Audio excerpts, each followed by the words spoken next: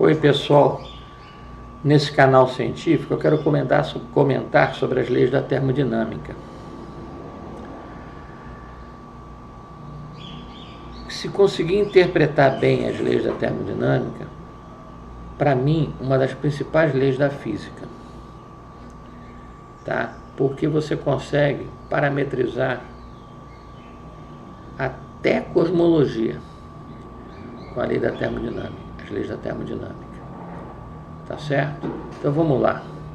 Deixa eu botar aqui em tela.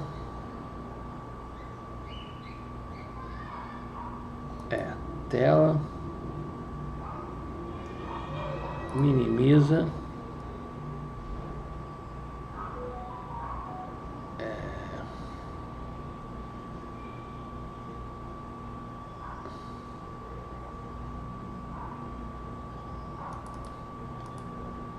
Maximiza. Leis da termodinâmica.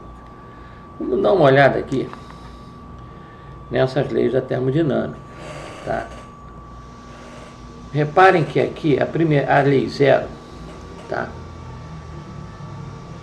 Eu não vou ficar comentando detalhes, eu quero só mostrar e incentivar os estudantes de física, ok? Então a lei zero diz que a quantidade de calor total somada do universo dá zero. Então isso significa que existe uma temperatura final, tá certo? Ou seja, que no momento são os 3 graus acima do zero absoluto, ou menos 270 graus Celsius, 23 graus Celsius, ou 3 graus acima do zero, que é 3 graus acima do zero absoluto, ou seja, 3 graus Kelvin, tá? Ou 3 Kelvin, certo? 3 Kelvin. Então você nota que o universo está se expandindo por essa lei e a temperatura está caindo. Então eu acredito que a refrigeração do universo vai absorver todos os calores emitidos por estrelas, galáxias, e o trabalho efetivado vai se tornar zero, mas vai sobrar energia quântica. E tudo vai ser quântico, e tudo vai chegar ao quarks. E ao quarks vai virar cordas.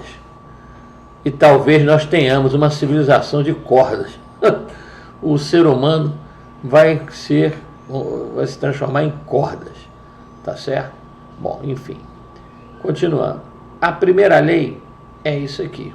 Calor interno mais trabalho é igual ao calor emitido. Bem, na adiabática, esse calor emitido com o meio é zero. Então, o calor interno tem um trabalho negativo na adiabática.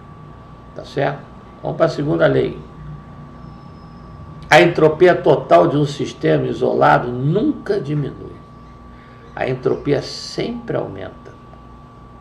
Tá certo? Entropia é a desorganização, a desordem. Ela sempre aumenta. Por isso que tem que haver uma gestão, senão a entropia vai sempre aumentar. Tá certo? No âmbito físico que eu estou falando. Tem que sempre ter uma gestão, senão a entropia é a segunda lei termodinâmica. Tá? Vamos à terceira lei. O zero absoluto de temperatura não pode ser atingido por um número finito de processos físicos. Então, para atingir o zero absoluto, ele está no infinito. Então, isso mostra que o universo não tem fim e nunca terá fim. Porque o zero Kelvin é um ponto limite que nunca é atingido. Tá? Então, o universo não tem fim. Não adianta ficar pesquisando com... Não adianta ficar pesquisando com... não adianta ficar pesquisando com telescópio, essas coisas todas. O universo não tem fim. Porque nunca o zero Kelvin é um ponto limite. Se o zero Kelvin sendo um ponto limite, o universo não tem fim.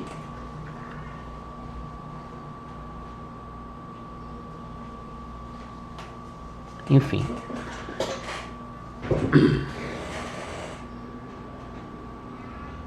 Existem algumas especulações, tá?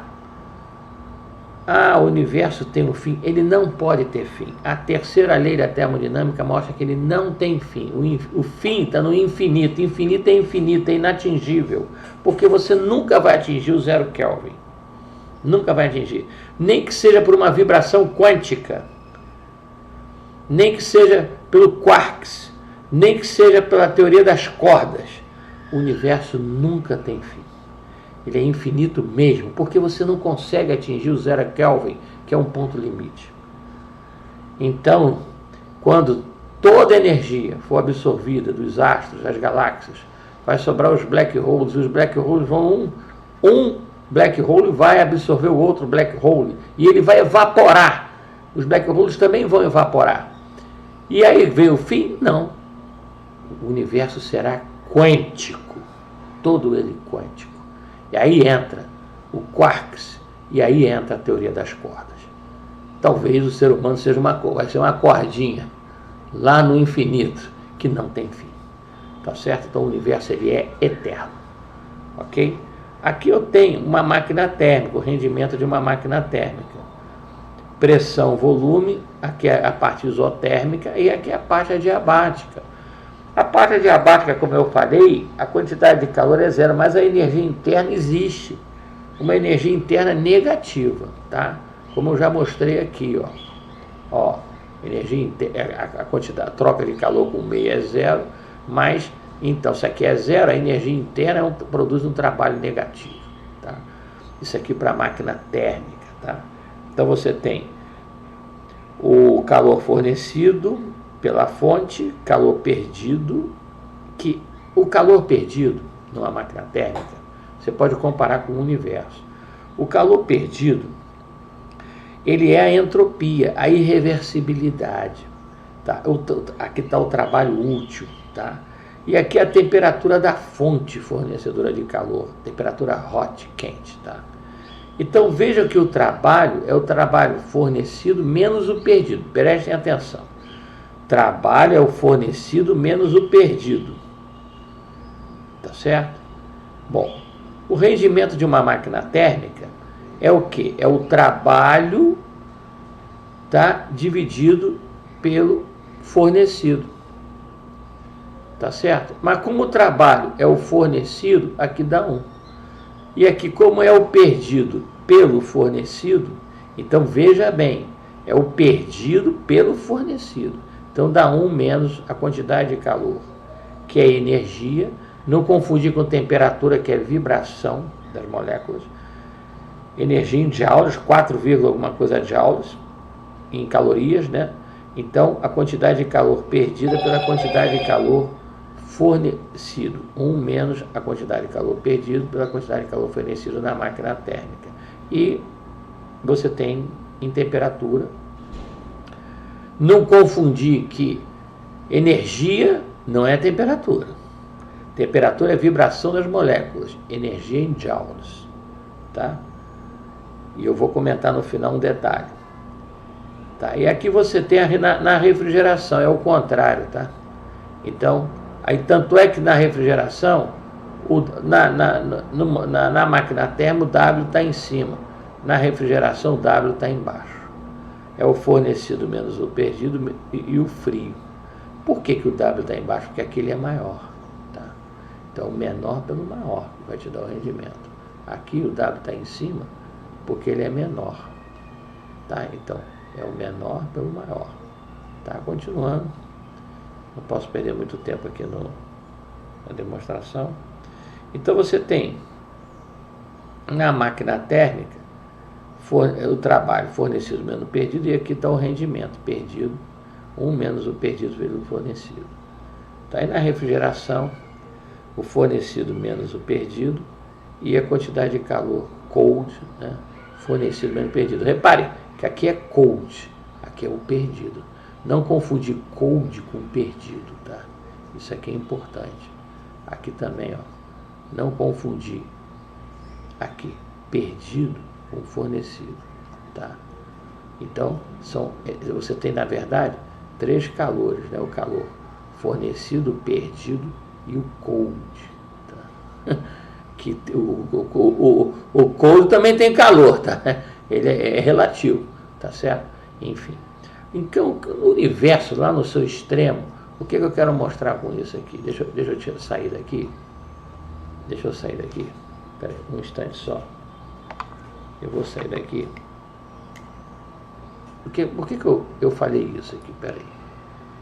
Vamos para cá.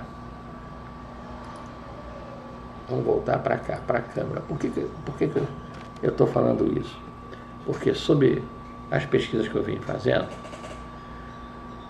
by Autonomous Physical Research, não quero falar do meu currículo, é grande, mas pelas pesquisas que eu venho fazendo em física, que eu já estudo física há muitos anos, então, pela pesquisa que eu venho fazendo, o universo vai chegar a um ponto que o frio, todos os astros, galáxias, a energia vai se diluir nesse frio. Tá? E vai chegar até os black holes vão evaporar. E vai chegar a um estado quântico. Lá na frente. Tá? Que não vai ter fim. Mas lá na frente é um estado quântico. Em que a energia vai se estagnar. Mas não vai ser zero.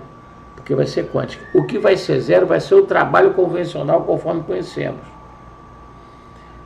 E aí vai ter um comportamento quântico. Tá? Esse foi o objetivo desse vídeo. A importância das leis termodinâmicas e a capacidade que elas nos dão de enxergar. Porque tudo já existe. Descobrir é outro papo.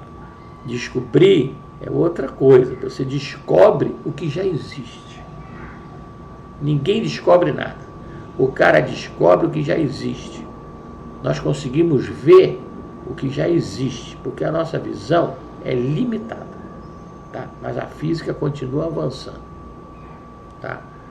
Eu não estou falando de religião, futebol, política, sou cristão respeitando todas as religiões dos agnósticos.